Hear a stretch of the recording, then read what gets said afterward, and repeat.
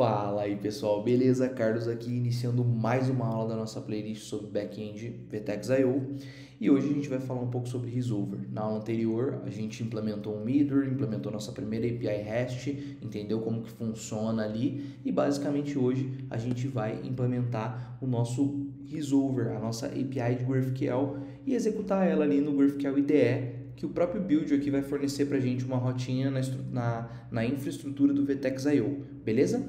Bom, primeira coisa que vocês precisam entender é que toda vez que uma query ou uma mutation ela for inicializada, o nosso resolver ele vai ser executado, beleza? No nosso caso aqui, a gente ainda assim vai fazer a construção dessa query para buscar informações de um CEP, para o vídeo não ficar tão longo.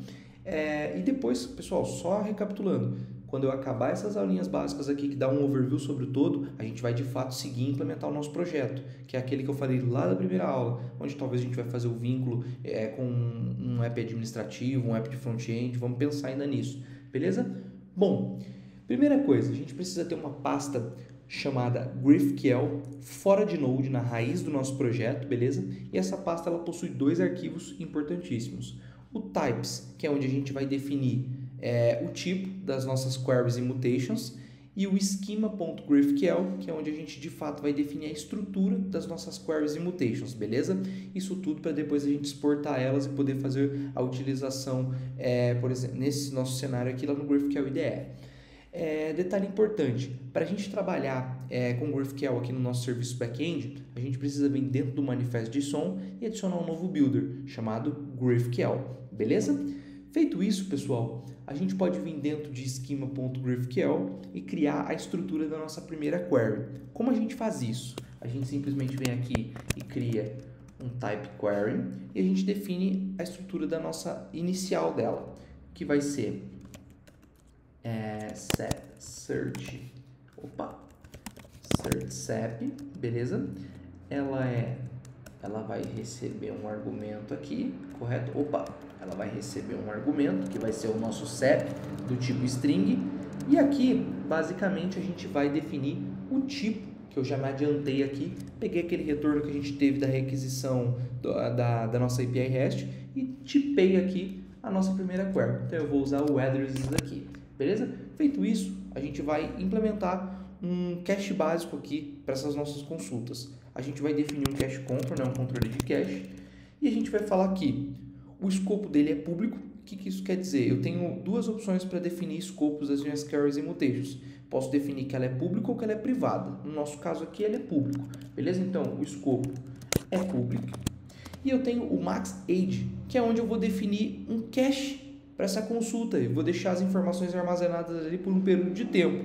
No nosso caso aqui, eu entendo que eu não vou fazer isso mais de uma vez por dia, então a gente vai definir o nosso max age como long, beleza? Que é um dia. Quais são os valores que eu tenho disponíveis aqui para usar na minha propriedade max age? Eu tenho short, medium e long, beleza?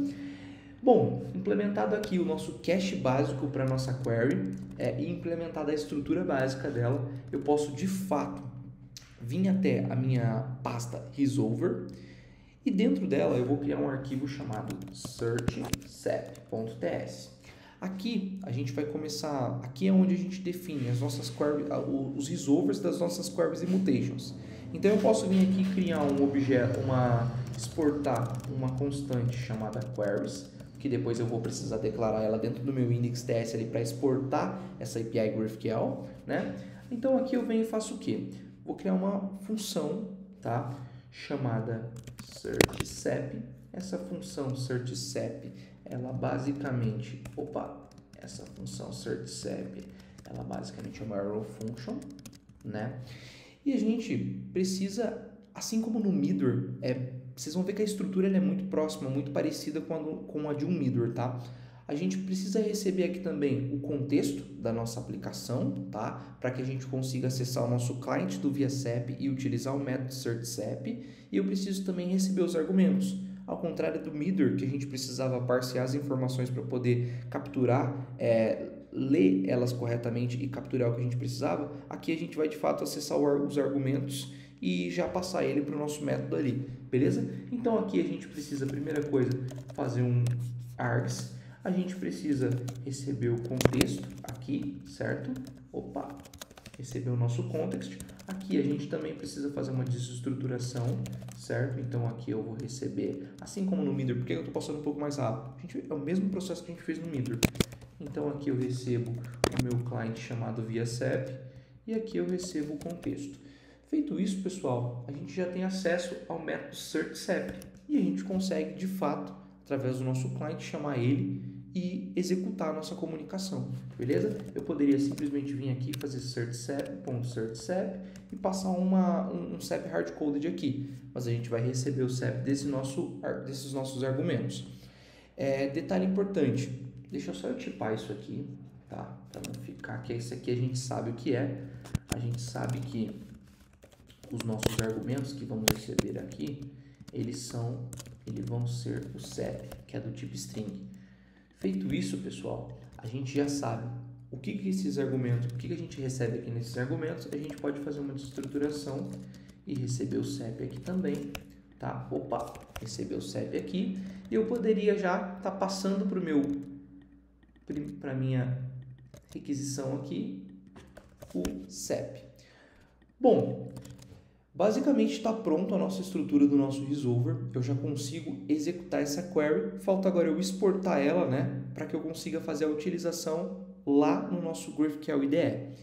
Bom, como que a gente faz isso? Mesmo processo do Middleware, com algumas pequenas diferenças. Eu venho dentro de index.ts, aqui dentro do embaixo das minhas rotas, eu vou declarar agora um GraphQL, tá? Eu vou exportar um GraphQL. Aqui ele espera receber um objeto chamado resolver, tá? Ele tem um objeto chamado resolver.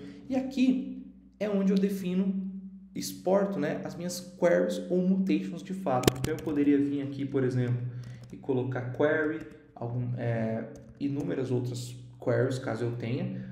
Eu poderia vir aqui e colocar um mutation e basicamente também exportar as minhas mutations. No nosso caso aqui só temos queries, tá, inicialmente. Então eu vou vir aqui e vou começar importando, né, a minha query. Como é que eu faço isso? Area searchSep, aí eu venho aqui from /resolver /searchSep, prontinho. Eu posso vir aqui e simplesmente declarar ela dentro do meu objeto query e pronto, pessoal. A partir do momento que a gente fez isso, criamos o tipo da nossa query, definimos a estrutura dela, criamos o nosso resolver para ela, que vai ser executada assim que ela for iniciada. A gente consegue, né, definimos elas, exportamos elas aqui, a gente consegue ir lá no GraphQL IDE e simplesmente executar a nossa primeira query. Então, bom, pessoal, então a partir do momento que a gente fez toda a declaração lá dentro do nosso serviço, a gente consegue abrir o GraphQL IDE e eu consigo executar, ver a estrutura aqui das minhas queries e mutations, né? E eu consigo executar aqui a minha primeira query e obter o resultado que eu preciso. Então eu vou vir aqui, vou definir uma query, vou querer chamar o searchSep. Esse searchSep ele vai receber como parâmetro um SEP, que é do tipo string. Eu vou passar aqui para ele 17.590. Eu vou receber as informações que eu preciso. Aí aqui que é o interessante de se trabalhar com GraphQL.